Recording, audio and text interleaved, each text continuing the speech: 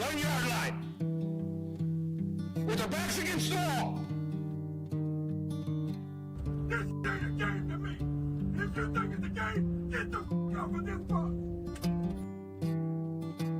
Look at this. Oh, they're rushing the field.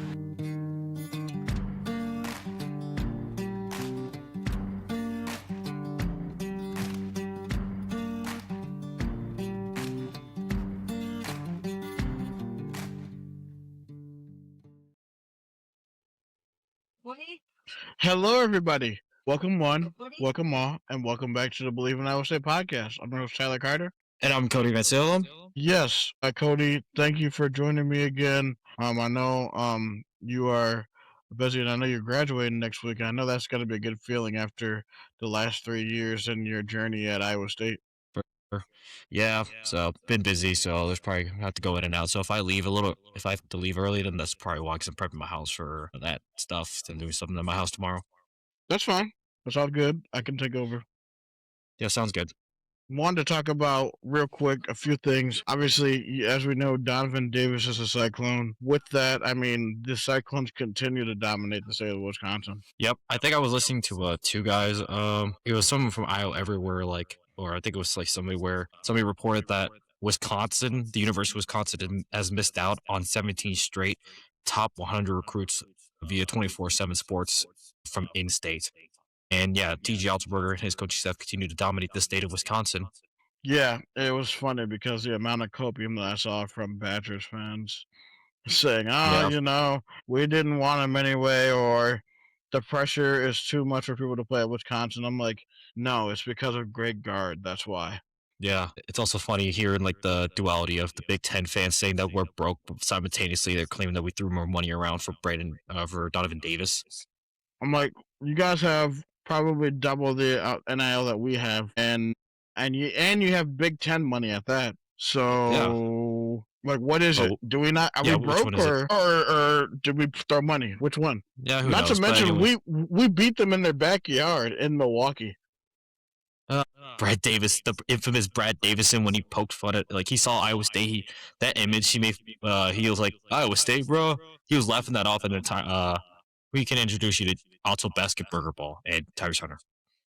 And that's exactly what happened. And we beat them in Milwaukee, and it was a glorious time. Yep. So, I mean, yeah, 4-star power forward for the class of 27. So that'll be coming in along with Yusef Gray, who's going to be class of 26 commit. And then we're just continuing to build the roster, and I'm obviously excited for where the future of Iowa State basketball has been. Especially with Josiah Harrington coming in, as Cody had to go because, as you said at the beginning of the podcast, that he might have to go and help set up for his graduation. As we are very, very proud of him. I'm very, very proud of him as a host for the Bleav in Iowa State podcast. But we're gonna change this to single screen since it probably looks like I'm going to be the one by myself today. Actually, let me go back to this and we'll go to this. I really do think like this recruitment with Josiah Harrington and Donovan Davis is definitely going to bring a good future and a good future outlook for Cyclones basketball. And I think, like I said on last night's show, that TJ's in his bag right now. He's in a rhythm, and when he's confident, he knows what he's doing. So I just think it's only a matter of time before he takes us to the Final Four. But obviously, we talked about that, and if you really want to know more about him, definitely go to 24/7 or definitely listen to last night's podcast, and I go more in depth on what type of player he'll be. So go and that is in the feeds, in the podcast feeds. So go and listen to that. It's about 10 minutes long. So really, really quick. Oh, welcome back, Cody. Yeah, I'll be going in and out. But what were you talking about? Oh no, I was just saying how him and Josiah Harrington in class of 2027 is definitely going to be huge for this 2027. Mm-hmm. Yep. So that's going to be on the basketball side of news. But I know the major news that came out, at least in college sports, well, at least people have been talking about, a 2014 college football playoff.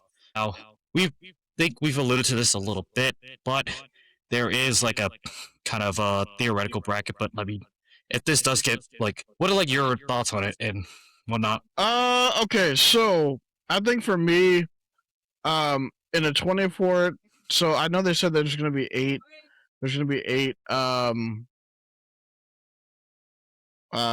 automatic qualifiers. I'll say this: if you're going to have 8 automatic qualifiers, like it, I feel like they should take a page out of the book, out of what the FCS does. So if I can go and look for an FCS page, because that would actually really, really help. But we're gonna just put the Andy Staples one up, and then I'll share my screen. So, all right. So where were we at? No, so I was talking to the fan to the listeners, and I was telling them about the I'm gonna present the Andy Staples um brackets on basically what a 24 team Oh, yep. thing would look 20 like. in the last season. Yeah, this would be, and then they have it based on 2024 as well.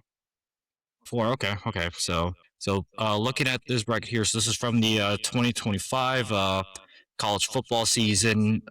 Your 1 through 8 seeds would be your first round buys.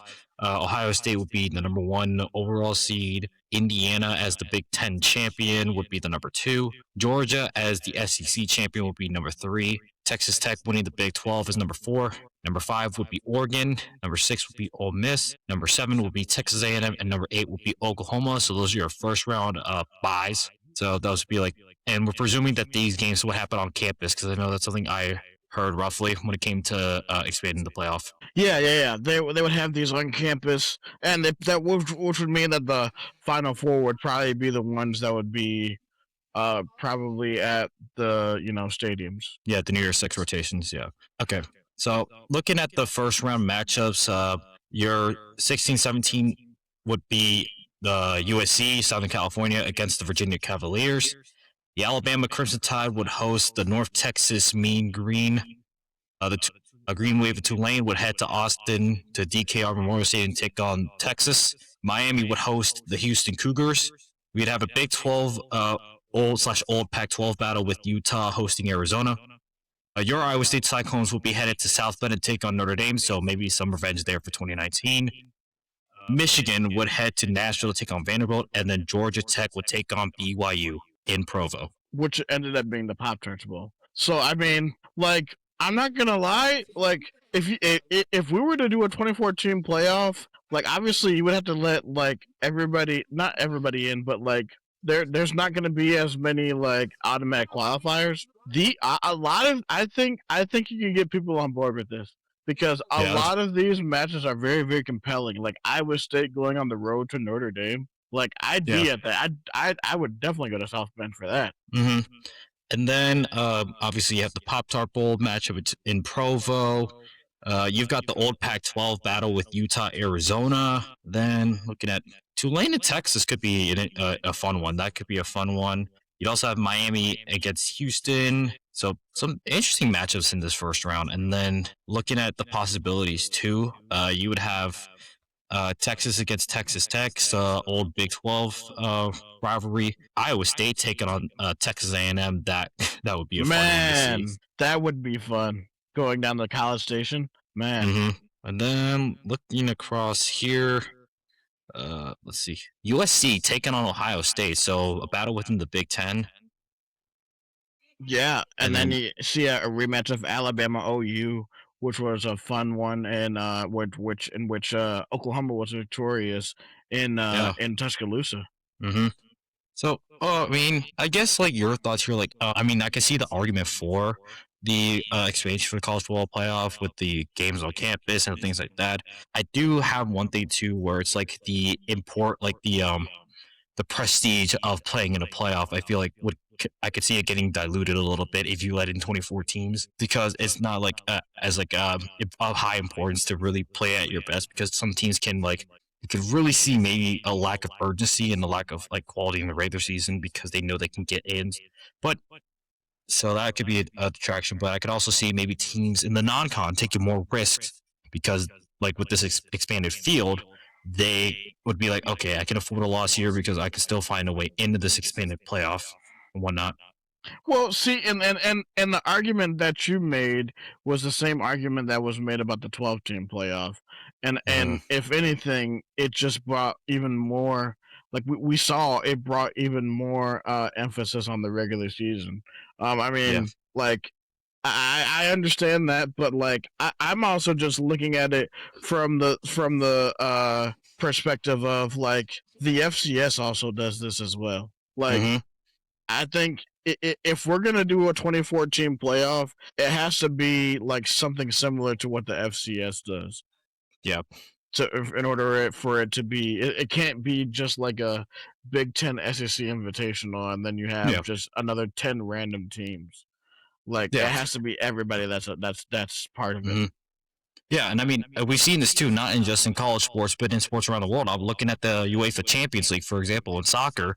They do this too, and so they have a playoff round and then a round of 16. So this is something that can be done like this that is done at the the highest prestige in Europe. So this isn't a model that's impossible to do. Yeah, no, for sure. And then like I believe they said that if this were to go into effect, which there's probably a good chance that it will, this means that the season is probably going to start probably on week 0, which means that hmm that would be which like August 23rd or whatever, 22nd would be week 1. Which a lot of people have been saying that they should have been doing like for years now, because it Yeah, doesn't make sense that the college football season is going until January 28th when it basically is going to end when Championship Sunday happens for NFL. So like it doesn't make sense where it almost is ending right before the Super Bowl. Like it doesn't make any type of sense. What should happen, which is what I believe what they were proposing, is starting the season um around like August 22nd, August 23rd, and then probably wrapping it up around like Thanksgiving, yeah, and then like having everything done before New Year's. yeah. That would be ideal because you don't want to like cross in the NFL, and then I mean that's probably a way to get people on the campus sooner. It's like yeah, right before school starts. If that's the case, then yeah, you have a football game. So yeah, that'd be a good way to kick off the school year, if you ask me. Definitely. And I mean, like, I know a lot of people were saying, like, rivalries won't be the same. If anything, I think in this case, like the way we argued it, it could mean a whole lot more. hmm So I guess, like, we did have a lot of positives. Let's make arguments against the 2014 playoff. Like, I why think do you I've think it would be a negative? I think I said this before. Like, it's like a dilution of the feel, or what? Like, the people can be like, "Oh, it's not as prestigious, it's not as important, or whatever." It's just also like the rapid expansion is too much. Like, we know all this is all for the money or whatever, so teams would necessarily now like put their best foot forward, like at least on like in each game, in each game, because they want people probably want the regular season to still matter. So if you do this expanded field, I can see people arguing teams aren't going to try as hard in the regular season because they can be like as long as they're in the top 25 or in this field, they'll be fine or whatever. And like the whole thing with conference championships and all things like that will probably go away. Yeah, that whole entire like whatever the play in, I was like, no, I really don't want that at all. Like that would suck. I'm not gonna cap. Like that would suck.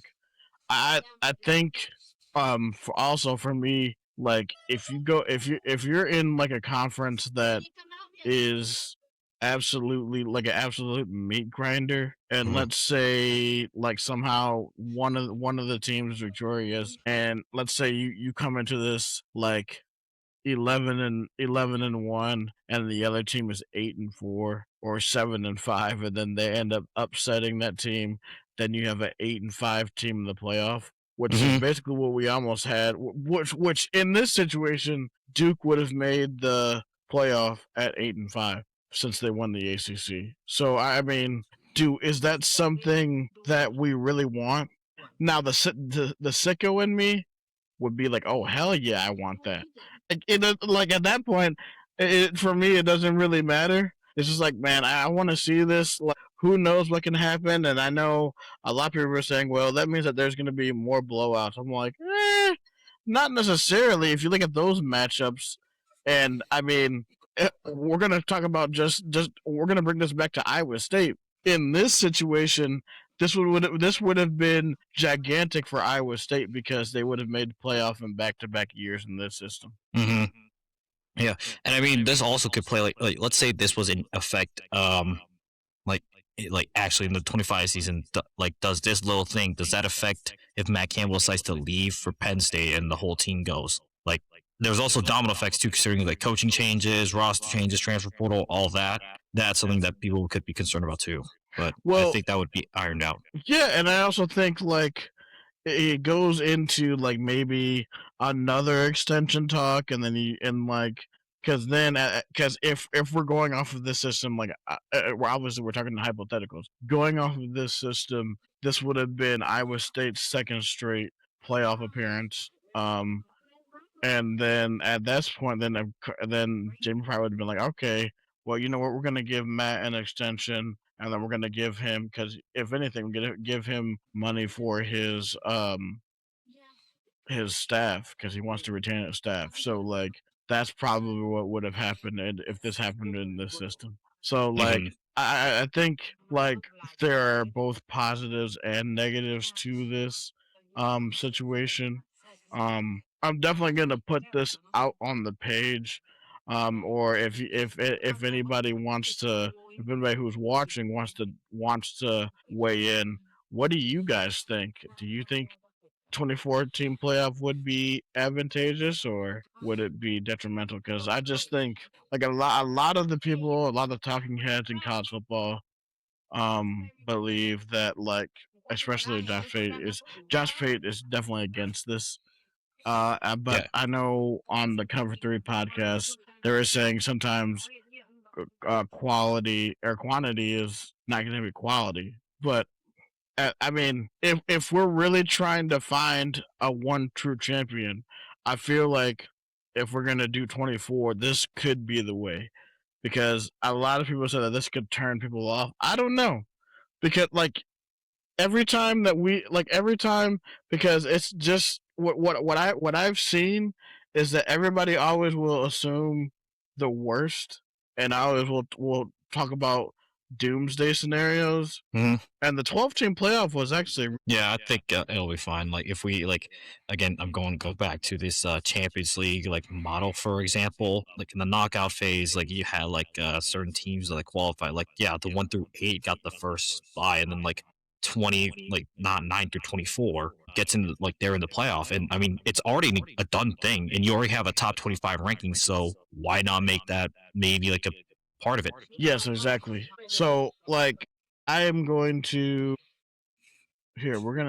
I want to show you the bracket for FCS 2025, because then that could actually give us like an accurate. Yeah, so they had auto bids from each conference. So they had 1, 2, 3, 4, 5, 6, 7, 8, 9, 10. Yep. So there were 10 conferences. So basically this would mean that it would be the five or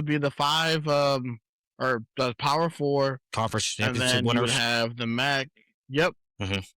Okay, so basically what he's saying is like for the FCF playoffs, so you would have the Power 4 conference champion. So like maybe this is where also like you could potentially get rid of the conference championship game if like that needs to be, because in things like soccer, like in Premier League soccer and things like that, they don't have a one-off game to determine the champion. They do it by the regular season. That's maybe where you can probably bring back the regular season title, because I feel like that also can bring back some importance to winning your conference. Is like if you win your conference, you get a top like seed based on like rankings and things like that. And that can also create some like chaos potentially if a team isn't in the top 25. But generally speaking, I'll have to try to find the FCS. Okay, so let's get it here. So for example, so referencing the 2025 season, yeah, you would have your top 4 seeds, like overall seeds.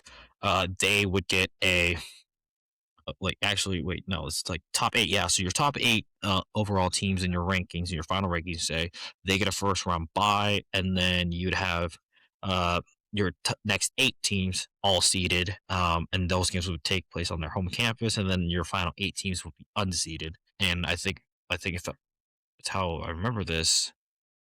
I remember how they did the system that they just go 17 through 24 would just play out whatever like site or whatever and whatnot. So this is something that can be done. So this isn't an impossible like thing to do. There it is. Oh yeah, you're okay. Yes. Yeah, so this isn't impossible to do.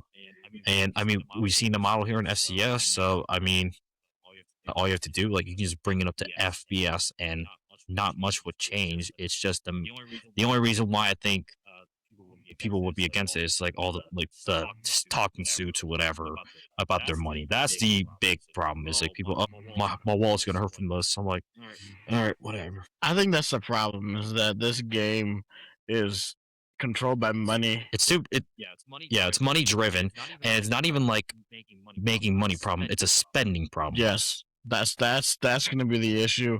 I think that's what's going to cause a divide, because if it's like unlimited funding for NIL, then yeah, the rich are going to get richer and the poor are going to get poorer, and then it's eventually going to break off into something to where it's going to be the top brands, where it's literally we already literally have the NIL. I think for me, I don't think college football is a thing to where you shouldn't push out the people who actually like truly like fiend over this, because I really could care less about the casuals who will watch the playoff. It should be about the people who actually like, grew up and bled and with tradition and the rivalries, man. This is something that me and you both grew up watching. Even though I grew up watching SEC football, but like this was in my blood.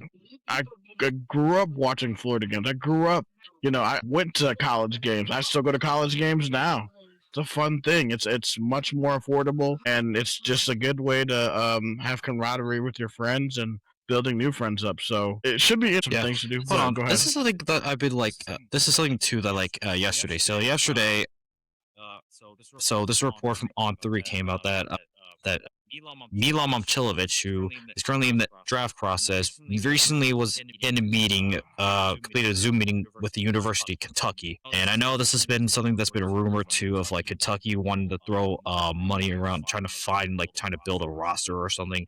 And I know there was like, I think Mark Pope had a video talking, like there was something like Mark Pope posted. Obviously, people are like going to throw this around, especially like Iowa fans against like and whatnot. So yeah, Mark Pope posted a video earlier today, the caption being, "What a week, Big Blue Nation. What else do you want to know?" So this is like him, like kind of doing Q&A. But we know some people wanted to throw it away. Like some people are trying to throw that Milan Momcilovic is going to go to Kentucky. They're going to throw a bag at him. And this also talks about like the legacy thing. I know this has been like me personally, I would get why, but like it would kind of tarnish his cycling legacy if he does go to Kentucky.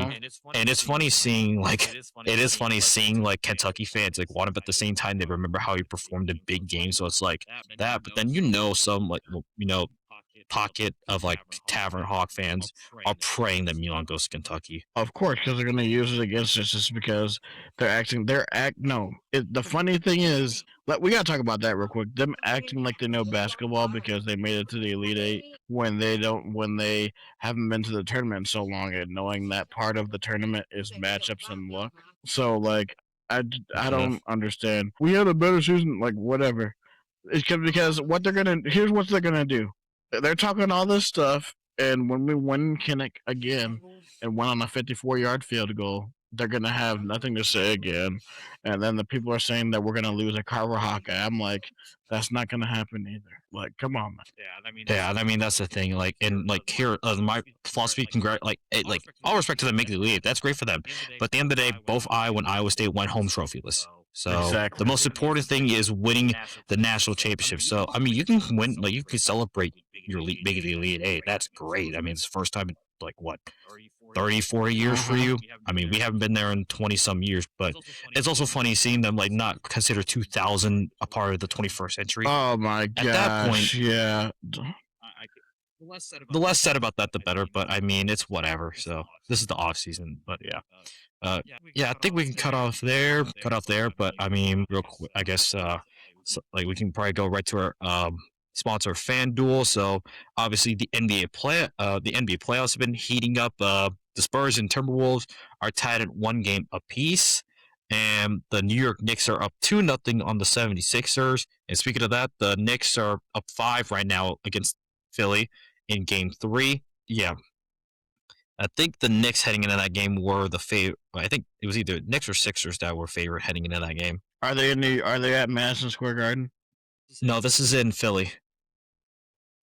Mm-hmm. So that game's going on right now. So you can find that on FanDuel. Spurs and Timberwolves game 3 in Minnesota is going to be taking place here at about a little under 2 hours. San Antonio is a 5.5 point favorite on the road. And then we've got the MLB going on right now. My Atlanta Braves, unfortunately, we've lost a series for the first time this year. So we're cooked. We're screwed. And we're playing the Dodgers. But we still ball, and your White Sox are up 1-0 on the Mariners right now. Yes, obviously we lost the series to the Angels 2-1, but hey, we have a chance to really do damage in this 9-game homestand. If we can go maybe 6-3 or 5-4, we could possibly get to 500. Yeah. If Atlanta, if we find a way to win this series against the Dodgers in LA, I'm gonna be so ecstatic. I'm telling you, it's gonna be huge going into June. That's the biggest lead that you guys could have the division wrapped up by August if you at this rate. Yeah, I mean, and Philly obviously they made a coaching change. Like they have a new manager and they're on the come up. They're trying to come back, but I mean, right now with the way Atlanta is playing, that I think we're in it. Like we're in a comfortable spot right now, so we just got to keep our foot on the gas. But yeah, like I said, you can find all that and more on FanDuel. Yes, and also if you want to find me on Twitter, I can be found at SciTagGuy1992. If you want to find Cody on Twitter, can be found at Tia Propaganda. Also follow us on social media. Follow what we're doing on Twitter, YouTube, Facebook, TikTok, Instagram, and Twitch. Twitch handle is Bleav in ISU 2025. All right, you guys, that is going to conclude today's show. For Tyler Carter and for Cody Van Seal, this is the Bleav in Iowa State podcast. Roll Clones, baby. Go Cyclones.